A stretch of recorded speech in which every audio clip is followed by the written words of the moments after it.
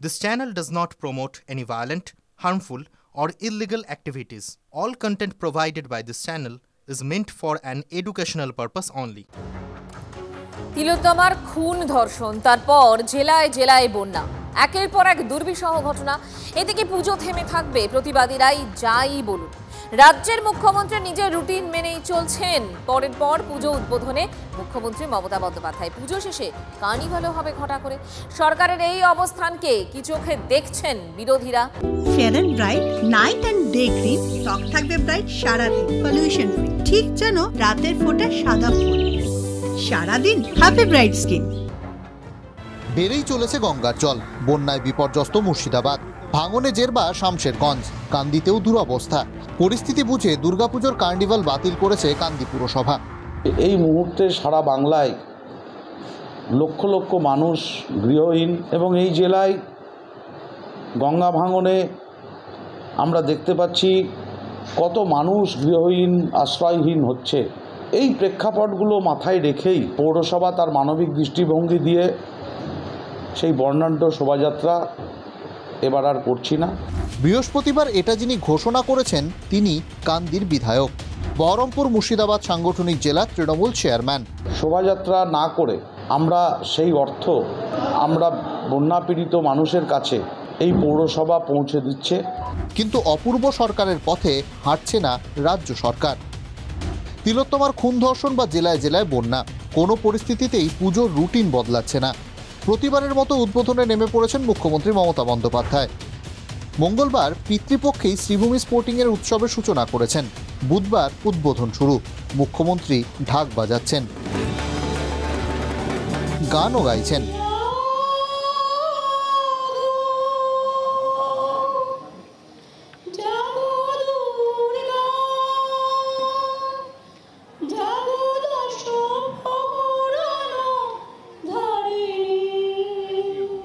উৎসবের শেষও হবে প্রতিবারের মতোই। 15ই অক্টোবর রেড রোডে ঘটা করেই কার্নিভালের দায়িত্বে ফিরহাদ হাকিম। কেন উৎসব তারও যুক্তি দিয়েছেন মুখ্যমন্ত্রী। অনেকে বলেন কেন পুজো করব, কেন উৎসব করব। আরে আমাদের তো 12 মাসের 13 পার্বণ কথাটা দীর্ঘদিন ধরে আমরা শুনেই আসছি। আমরা সব কাজ করি, ধর্মকর্মও মানি। আমাদের রীতিনীতি হচ্ছে সর্বধর্ম সমন্বয়। 9ই আগস্ট তিলোত্তমার খুন ধর্ষণের ঘটনায় তোলপাড় হয়ে যায় গোটা রাজ্য। মাসখানেক পর মুখ্যমন্ত্রী আবেদন করেন, 1 মাস তো হয়ে গেল, আজকে 9 তারিখ, 1 মাস 1 দিন, 31শে মাস গেছে। আমি অনুরোধ করব পুজোতে ফিরে আসুন, উৎসবে ফিরে আসুন। পাল্টা প্রতিবাদীরা জানিয়ে দেন, উৎসবে ফেরার কথা যিনি যেটা বলেছেন উনি কি জানেন যে এই কলকাতাতেই একজন মেয়ে আর কোনো উৎসবেই সামিল হবে না, কোনো মেয়েই সোদপুরের সেই বাড়িটাতে ফিরে যাবে না, তার মায়ের সাথে সেই পুজো কাটাবে না।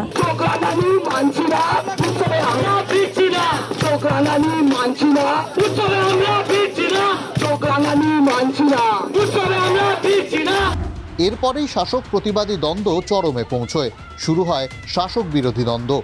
দুর্গোৎসব নিয়ে এরকম তরজা আগে সেভাবে দেখা যায়নি। তৃণমূল কংগ্রেস স্পষ্টভাবেই বলেছে যে উৎসব জরুরি এই কারণে যে তা অর্থনীতিকে চাঙ্গা করে।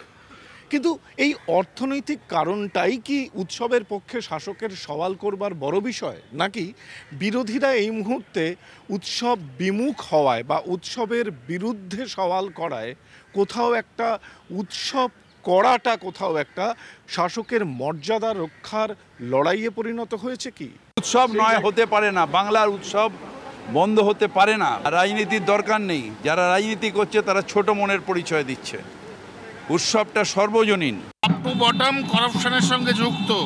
উনি স্থির থাকবেন না থাকবেন ওনার তো কোনো চিন্তা নেই, উনি যেদিকেই তাকাচ্ছেন সেদিকেই করাপশন। মমতা ব্যানার্জি নিজে পার্ট টাইম স্বাস্থ্যমন্ত্রী, পার্ট টাইমার, অপদার্থ স্বাস্থ্য সচিব, তাদেরকে বহাল রেখে মানুষের বিপদের সময় মানুষের পাশে না থেকে বরং উনি বেশ করেছি একটা মনোভাব নিয়ে চলছেন। পিতৃপক্ষ মাতৃপক্ষ অনেক কিছু করতে করতে পিসিপক্ষে শেষমেশ পুজোর উদ্বোধন করেছেন। এক ঐতিহাসিক সন্ধিক্ষণে দাঁড়িয়ে বাংলা। প্রতিবাদ চলছে, পুজোর প্রস্তুতিও চলছে উদ্বোধন পর্ব। প্রতিবাদীরা এক কাট্টা, তারা বলছেন পুজোর মধ্যেও প্রতিবাদ চলুক। শাসকও এক কাট্টা, তারা বলছেন প্রতিবাদ চলুক, চলুক পুজো, পুজো প্রতিবাদ সব মাখামাখি। ক্যামেরায় দীপঙ্কর দাশগুপ্তর সঙ্গে সৌরভ গুহ, TV9 বাংলা।